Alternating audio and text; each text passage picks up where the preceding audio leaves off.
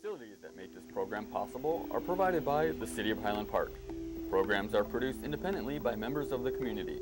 The City of Highland Park is not affiliated with the following program or the producers of public access programming and is not responsible for the content. The following program does not reflect the opinions of the City of Highland Park.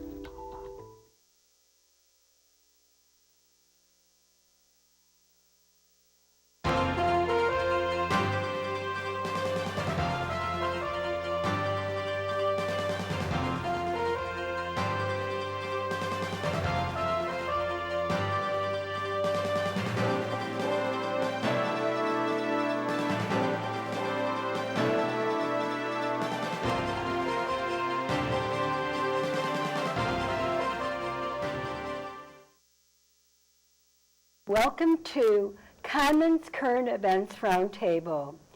Today we have an exciting show with our guest, Lawrence Stern, who is an historian and lecturer, and we're going to be speaking about the major decisions of President Harry Truman. Now, Harry Truman's decisions set the course of American foreign and domestic policy for generations. They continue to shape American life today. And that is really interesting. And welcome, Lawrence, I'm going to call you Lawrence, not Larry, to the show today. Thank you. And we're going to be talking about President Harry Truman. We've had Clifton Truman Daniel, which is Margaret Truman's son, that's been on our show before, and I think that after this show, I'm going to send him the DVD and to hear what we talked about on his grandfather. And again, welcome to our show. Thank you for having me. Thank you for being here. We're going to be talking about today, which is really important. We're going to be talking about the Truman Doctrine. We're going to be talking about the Marshall Plan. We're going to be talking about the atom bomb and the U.S. recognition of the State of Israel. And before we start that, you know, Harry Truman, that's President Harry Truman, he got in trouble by Strom Thurmond about having he said, there are not enough troops in the Army to force the Southern people to admit the Negroes into our theaters, swimming pools, and homes. We have been stabbed in the back by a president who has betrayed every principle of the Democratic Party and his desire to win at any cost. Wow. And that sounds a little bit like what's going on today. You know, our politics of yesterday, it seems like there's an overflow of politics in the same category, and we're going to get into some of that. So what do you think about that? I think the most fascinating part is Strom Thurmond at the same time was having an affair with a black woman. He later had a child out of wedlock. Interesting. So it's okay to be in the bedroom, but not the swimming pool. Isn't that interesting? And, you know, his goal was to, what was his goal? What did he actually do? Wasn't he the first president? They had the Army. He integrated the Army. He integrated the Army and also the federal government. He was very, very strong on civil rights, very strong. And going into the election of '48, he was 24 inches behind in the election. And he was standing up for civil rights, and he made it a major campaign issue. That was just a major factor that he wouldn't back away. And one of his aides told him that politically he'd be much smarter if he would back down, and Truman just refused to do it. Because they said he wouldn't win the presidency? Because the Southern senators were going to put up a third political party, the Dixiecrats. Strom Thurmond was going to run for president. And they said, if you lose the 12 Southern states, there's no way you'll win. So he still won, yes, having those ideas and principles. Strong principles. I met a man named Milton Cale, who was a speechwriter for Truman. And he told me this story where one day Truman was coming into the Oval Office, and he had to pass through an office that was open. There were no particles or anything separating any. And so an aide comes up to Truman and says to him, "Can I talk to you? I have something important to say." And Truman looks at his watch and he says, "I'm late for a meeting." And the man says, "Well, it'll only take a couple of minutes." So Truman says, "Well, can you tell me now?" So the man says, "Okay." So the room is dead quiet, and everyone is looking around to see what this man is going to discuss with the president. And it wasn't like you were eavesdropping because it was open. And he comments to Truman that if you back off on civil rights, you'll be able to get the Southern votes, and after you're president, then you can do whatever you want. And Cale looks at me and he puts his hand on my shoulder, and I'll never forget this. He said, "Lawrence, I'm going to tell you what the president said, and I want you to remember this every single time you vote." And I'm standing there and I said, "Well, what did the president say?" Truman's response was, "I am president of all the people," which meant he was not going to back down because he felt it was the right thing to do. And if you lost the president, then he lost it. But he would not back down. He was a man of principle. Yeah, and he was also that he was recognition of the state of Israel too, and it was interesting because there was, and it was very interesting because when I knew you were going to be on my show, I did a little of my own research, and I was a little bit shocked of what I read. I was, he was originally, Harry Truman was, he had a partner in a store, it was a men's store in Missouri, correct? And and the partner was Jewish, and yet Bess Truman would not allow his partner to come into the house because he was Jewish. And Bess grew up with anti-Semitism, and here he married Bess Truman, and he was one of our best presidents for Israel. And I was really shocked about that. So what happened? Why would, I know you don't know why she was anti-Semitic, but, people around him didn't like the blacks, and he was one of the first people to integrate the government, and he was also one of the first people to recognize Israel. How did that happen? And here he was married to, somebody that had things about her that didn't, probably she felt the same way about the blacks as she did about the Jewish people. I think there are always people, always, who are what the times should be. When there is racial prejudice and discrimination, that is not what the times should be. When you accept other human beings for what they are and who they are, that's what we should be.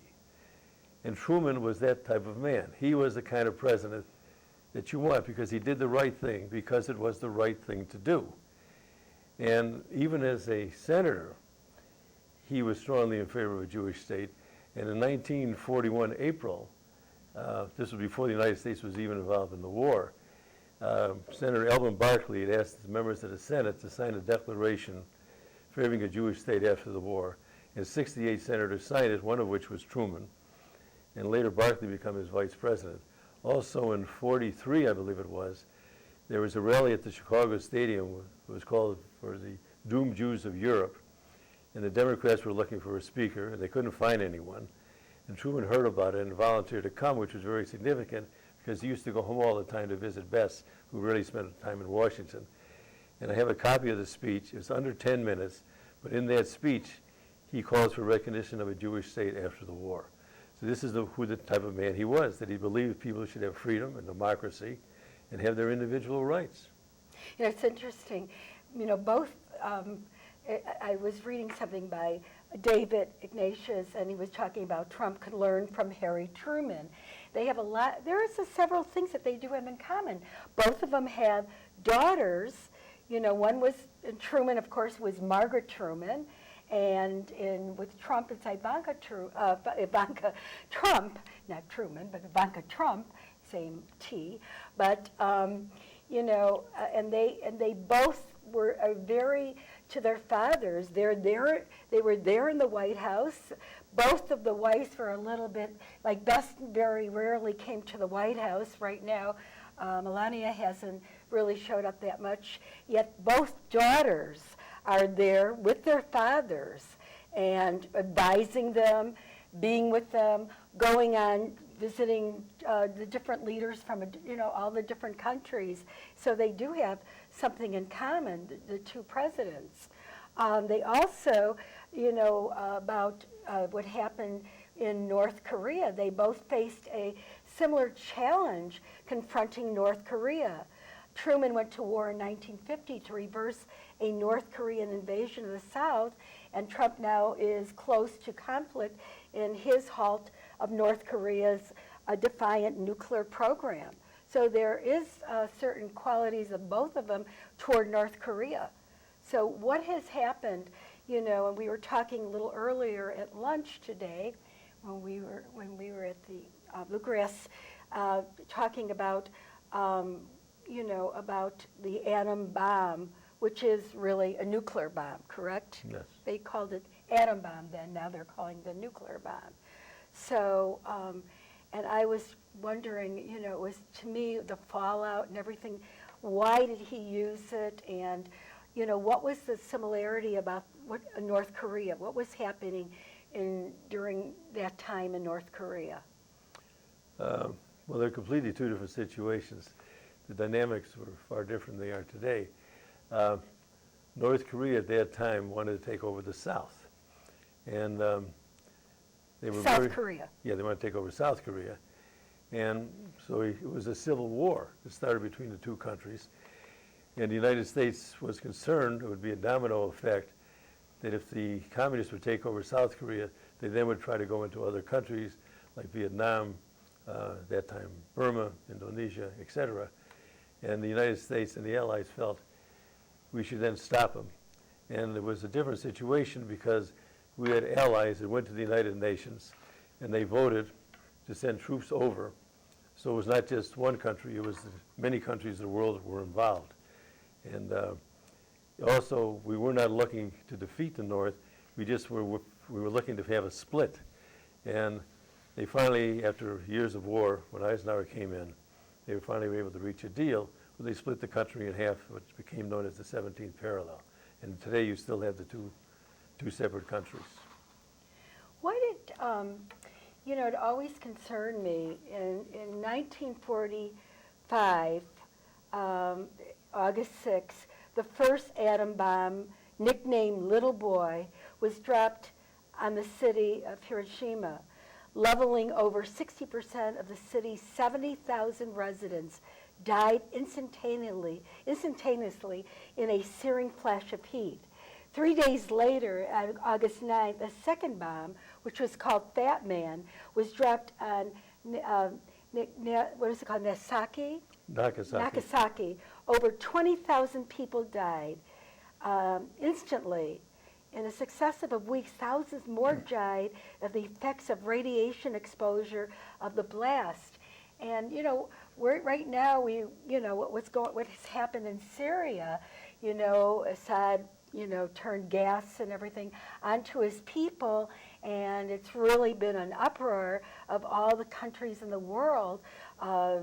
And yet we dropped the atom bomb, and so many people died, so many people got cancer, so many people were burnt. I mean, these weren't just the soldiers that were fighting, these were the, civilians. What persuaded Harry Truman to drop and release that bomb? I think the background is important. The Japanese were losing the war, and they were losing it early on. 6 months after the war started, the Japanese lost most of their aircraft carriers at the Battle of Midway. From that point on, it was downhill for the Japanese. When Curtis LeMay, who was in charge of the Air Force, he realized the Japanese cities were basically made out of wood. And he then asked the government to develop a firebomb. And what this was, there was a plane could drop a bomb, had to fly at a low level, and instead of exploding, it would start a fire. And it was in, I think it was in 43 and in early 44, they started dropping these fire bombs. And many of these cities, they destroyed 70 to 90% of the cities. We later learned from the Japanese, from the meetings they had after the bomb was dropped, but the meetings that they had, their record showed that 70 to 90% of the people got killed. One night in Tokyo, there was a raid where the Japanese had projected over 100,000 people had been killed. This was before the bomb. One night, 100,000 people. And the Japanese figured that 500,000 people were already dead before the first bomb was even dropped. And what is so sad about this is the sheer insanity of war and the utter stupidity of leaders who will have a country continue to fight even though hundreds of thousands of people will get killed. And then you drop the first bomb and you lose 80,000, and then you tell them if you don't surrender, we'll drop a second bomb, and they continue to fight. So then you drop a second bomb and then more thousands of people, and then you tell them you're going to drop a third bomb, and they're having a meeting to discuss this, and some of the generals flatly state to the emperor that we will just fight on, we'll eat in the fields, we'll sleep, we'll eat dirt, but we'll fight on. And then the emperor says, how are you going to do it? And they advise him, we have a civilian defense corps of 28 million people. And the emperor was a very smart man, in some ways. He said to him, who are these people? He wasn't even aware of it that well. And they said they are students, young people, and college students. And the emperor says, what are their armaments? And he says, bows and arrows and spears. So he says the United States has armaments, equipment, planes, motorized vehicles. What is the tactics? And one of the generals says, we are going to have a mass charge. So he says, you're going to have a mass charge, and how many people do you think we will lose? And the general said, 1 million people. 1 million. He didn't care about losing 1 million Well, apparently people? he did not. Some of these generals did not. And our generals also estimated that we would invade Japan, we would lose 1 million. So now you're talking about if there was an invasion. He sounds more like Kim Jong-un, very similar but the problem is that qualities to him. you're talking about 2 million more people would have been killed. So by dropping the bomb, and maybe people may disagree with me on this, I think it turned out to be humanitarian because far less people got killed than the 2 million, even with the after effects. Also, it gave people second thoughts about starting another war when you had this kind of power. Wow. Yeah, it sounds like it was the same. I think that Kim Jong-un would probably, of North Korea, it sounds like he would do very much the same thing. There's a lot of similarities. We talked about earlier about similarities, and this is one of the similarities that I could see as far as, that's going on today of what happened yesterday. And also, I wanted to talk to you about General Douglas MacArthur. Why was he fired, so to speak, by President Truman? Why was he dismissed or fired? Or what did he do to deserve that? Because he was pretty active in the war. This was during the war in. This was during the war in. This was during the Korean War. The United States was structured that the civilian controls the military and not vice versa. So the final word goes to the president, not to a general. And during the Korean War, MacArthur wanted to use atomic weapons, and Truman also to expand the war into China, and Truman did not want to get China involved with the millions of men that they had. And MacArthur had a lot of connections with the press and also with members of Congress. And he was advising some of these people that he knew that they should tell the president and pressure him that we should use the atomic weapons that he had advocated. You cannot go over the president. Can't do it. And so Truman had no choice but to fire him. Had to do it. Interesting, because in my what I have down here, he wanted to drop between 30 and 50 atomic bombs on enemy bases before laying radioactive waste material across the northern edge of North Korea during the war. Now, we probably wouldn't have had the problems we have today with North Korea if they probably allowed that to happen. It would have been worse because the Chinese would have entered the war than the United States because and the China. The Chinese were very clear, very explicit, that if it becomes too aggressive, they are going to enter the war on the side of the Koreans. So it would have been far worse at that time. You would have millions of people getting killed then. So Lawrence, do you think that if we go into North Korea today, we'll have China on which side? Well, obviously, they are their allies. That's not that smart to figure it out, but it would create a huge, huge problem. And we don't know if China's our allies no, or China's their allies. Well, China is their ally because they're the Right. ones that do the trade with them. But most of a lot of our hotels and our products that we buy are all from China. Well, that doesn't make any difference. If you go, even if China defends North Korea, that doesn't mean we're going to break off trade. Mm-hmm. I mean, you're talking about two different subjects. So, and what was happening in Russia too? Wasn't there something with Russia? No, basically it was with the Chinese during the Korean War. During the Korean Yeah, War, but prior to that? Oh, you're talking about going back to the Truman Doctrine? Yes. Okay. After World War II, Stalin stated very firmly that war was inevitable between the United States and Russia. And Truman had a cabinet meeting, and the basis of his meeting was, is there any way to defeat the Soviet Union in a military conflict and beat the Russians? And this is what I really call like thinking out of the box.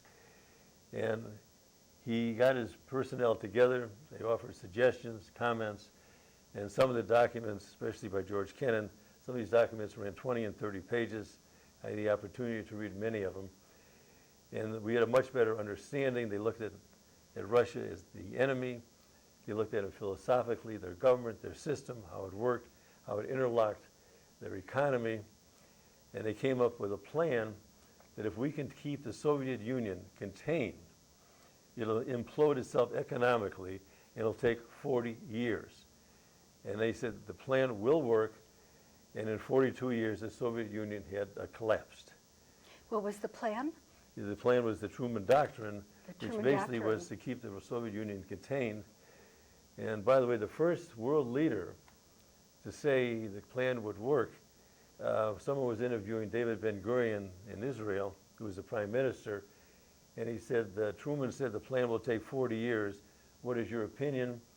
And Ben-Gurion thought for about 2 minutes, and he looked up. He said, I think that's about right. It will work. He was the first world leader to support it. So that was the Truman Doctrine. Yeah. And it was important also, when Eisenhower became president, he firmly believed in the Truman Doctrine. And being a Republican and a president, it carried weight. And Churchill had a meeting with Eisenhower that he did not think it would work. And Eisenhower said, he's wrong, I'm going to continue the policy. And every single American president thereafter went forward with the policy. And we don't need the Truman Doctrine today, or does it sound like Russia's coming up again? Do you think the Truman Doctrine will peak out again, or it'll be called another doctrine maybe? Well, I always believe the brains are there. We have plenty of smart people, and it's a question of getting these smart people together who can come up with these brilliant ideas and figure out a way. You always have to try to plan something without war if you possibly can. War should be the absolute last resort. But you have to have the brains to do it, and you have to get people together. It's so essential to get the smart people together and think this thing out. Yeah, because you did say something about that, of the type of president. You said, which was real interesting, which I wrote down because I thought that was good, have to understand, you said that Truman, and you applied it to him, you have to understand your enemy, not just militarily. You need to understand their philosophy and how the government operates and functions, how it interreacts with the people. Are their leaders, and are their leaders flexible? Talk a little bit about that, understanding your enemy. And you said that most of the presidents up to this day don't understand their enemy, and that's why they have a problem. We didn't understand our enemy. We went into Vietnam. I want to step back 1 second, and I'll go forward. President Franklin Roosevelt told the French when World War II ended, Vietnam should become independent and you should back away.